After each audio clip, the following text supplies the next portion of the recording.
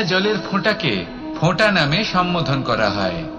অনেক ফোঁটা একত্রিত হলে সাগরের রূপ ধারণ করে। শুধু একটা পাতাকে পাতা বলা হয়, অন্য অনেক পাতার সাথে একত্রিত হলে তা গ্রন্থের রূপ ধারণ করে। একটা মাত্র সুতো অন্য সুতোর সাথে মিলিত হলে বস্ত্রের রূপ ধারণ করে। অনেক সংখ্যক ইট একত্রিত হলে মহলের রূপ ধারণ করে। সৈন্যরা একত্রিত হলে সৈন্যদল তৈরি হতে পারে। এটা হলো শক্তি সংগঠনের, এটাই হলো শক্তি একতার। তা সে বনস্পতি হোক বা কোনো ব্যক্তিই হোক, কোনো মনোভাবই হোক, যদি একা থাকে তাহলে দুর্বল হয়ে পড়বে। যদি সংগঠিত থাকে তাহলে শক্তিও বাড়বে আর আপনাকে সামনে এগিয়েও নিয়ে যাবে। তাই এই একতায় বিশ্বাস রাখুন আর আমার সাথে ভালোবেসে বলুন, রাধা রাধা। জীবন কিসের উপর নির্ভরশীল? ধনের ওপর, বৈভবের ওপর, নিঃশ্বাসের ওপর? না, এই জীবন নির্ভরশীল বিশ্বাসের ওপর। বিশ্বাস নিজের ওপর, বিশ্বাস আমাদের আপনজনের ওপর। কিন্তু যখন এই বিশ্বাস ভেঙে যায় তখন মানুষের মনও ভেঙে যায়, আর তারপর সে অন্য কিছু করতেই পারে না।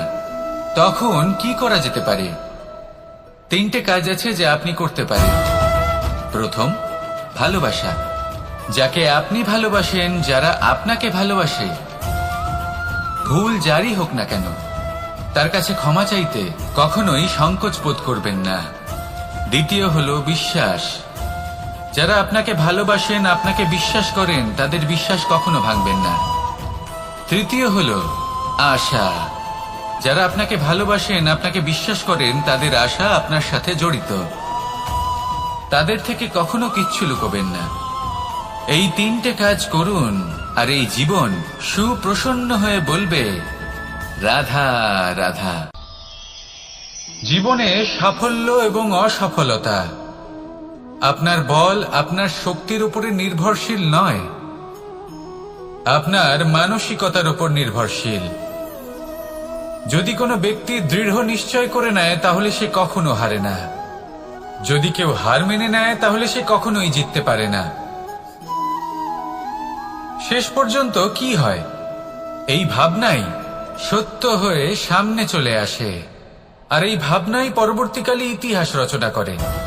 সেই জন্য আপনি যদি চান আপনার নাম ইতিহাসে থাকুক, তাহলে দৃঢ় হতে শিখুন।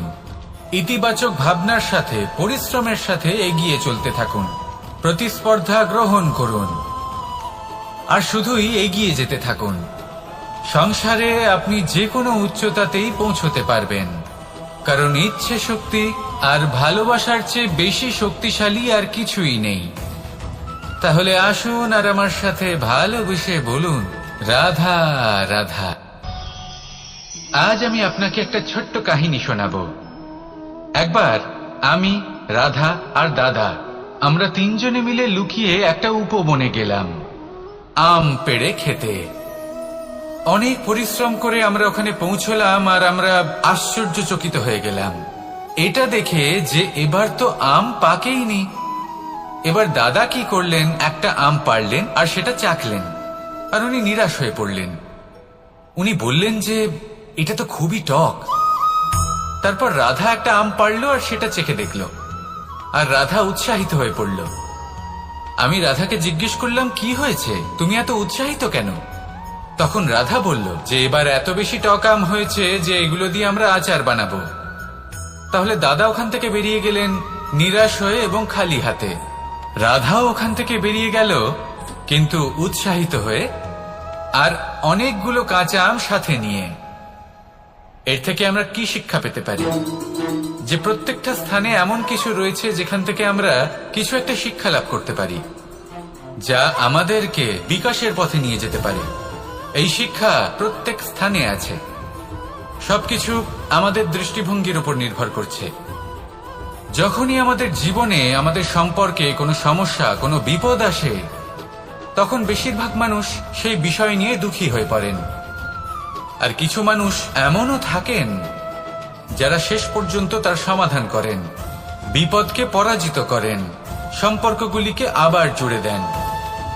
যদি আপনি সুখের খোঁজ করেন তাহলে আপনি সুখ অবশ্যই পাবেন, প্রসন্নতা অবশ্যই পাবেন। যদি আপনি দুঃখ খোঁজেন তাহলে দুঃখ অবশ্যই পাবেন। এবার আপনি কি খুঁজতে চান সেই চয়ন আপনারই। আসুন আর আমার সাথে ভালোবেসে বলুন রাধা রাধা। যখন সূর্যের অত্যাধিক তাপের কারণে এই ধরিত্রী শুষ্ক হয়ে যায়, তখন প্রতিবিম্ব আমরা এইভাবে দেখতে পাই। আমরা কোথাও দূরে তাকালে আমাদের মনে হয় সেখানে জল রয়েছে। আমরা যখনই কাছে গিয়ে দেখি তখন দেখি যে সেখানে জলই নেই। তারপর যেই আমরা পেছনে ফিরে তাকাই আমরা দেখি যেখান থেকে আমরা এসেছি সেখানে জল পড়ে রয়েছে। এবার এই যে মরুতৃষ্ণা, তা কিন্তু শুধুই ভূমিতে নয়, আমাদের ভাবনা চিন্তার সাথেও এটাই হয়ে থাকে, অনেক সময় হয়ে থাকে। যে ব্যক্তি জল লাভ করার আশায় বসে থাকে সে কখনোই জল লাভ করতে পারে না, কিন্তু যে ব্যক্তি জল লাভ করার আশায় নিরন্তর পরিশ্রম করতে থাকে, ঘাম ঝরায়, সেই ব্যক্তি কোনো মরুভূমিতেও জল লাভ অবশ্যই করে। জীবনে যদি আমরা বড় কিছু লাভ করতে চাই তাহলে নিরন্তর পরিশ্রম করতেই হবে। পরিশ্রমের এই মনোভাব অত্যন্ত গুরুত্বপূর্ণ। এই মনোভাব আর দৃষ্টিভঙ্গি এ হল অন্তরের গুণ।